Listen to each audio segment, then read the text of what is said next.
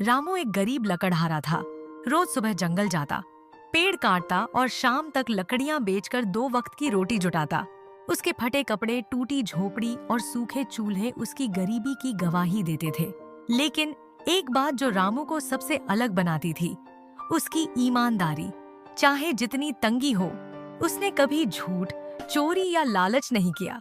एक दिन जंगल में लकड़ी काटते वक्त उसकी कुल्हाड़ी एक नदी में गिर गई। वह परेशान होकर नदी किनारे बैठ गया। तभी नदी से एक सुनहरी चमकती कुल्हाड़ी निकली और एक जलपरी जैसी स्त्री ने पूछा, क्या ये तुम्हारी कुल्हाड़ी है? रामू बोला, नहीं, मेरी तो लोहे की थी, ये मेरी नहीं है। वो मुस्कुराई और फिर चांदी की कुल्हाड़ी लेकर आई। ये तुम्हारी है? रामू फिर बोला, नहीं देवी, ये भी मेरी नहीं है। आखिर में उसने रामू की सच्ची लोहे की कुल्हाड़ी निकाल कर दी और साथ में इनाम के तौर पर सुनहरी और चांदी की दोनों कुल्हाड़ियां भी भेंट की। रामू हैरान था। उसने हाथ जोड़कर धन्यवाद दिया। वह समझ गया कि ईमानदारी का फल देर से सही, लेकिन बहुत मीठा होता है। अब उसके पास 3 कुल्हाड़ियां थीं और नई किस्मत भी। रामू अब 3 कुल्हाड़ियों का मालिक बन चुका था, लोहे की, चांदी की और एक सुनहरी कुल्हाड़ी। लेकिन उसने दिखावा नहीं किया। अगले दिन वो फिर जंगल गया और सबसे पहले वहीं नदी किनारे गया।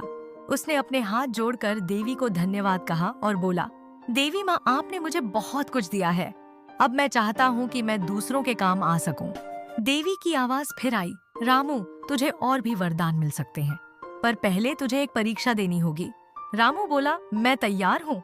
उसी दिन उसे गांव के बाहर एक घायल बूढ़ा मिला।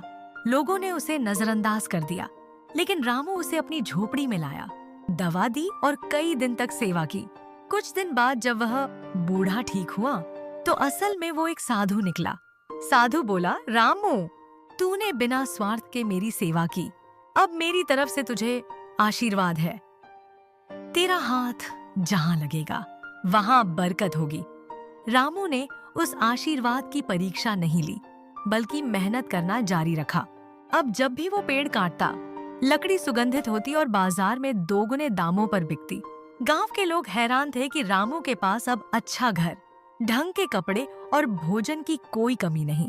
लेकिन असली बात तब शुरू हुई जब रामू ने अपने गांव के दूसरे गरीबों की मदद करनी शुरू की। उसने 3 गरीब परिवारों को कुल्हाड़ी और काम करने के औजार दिए।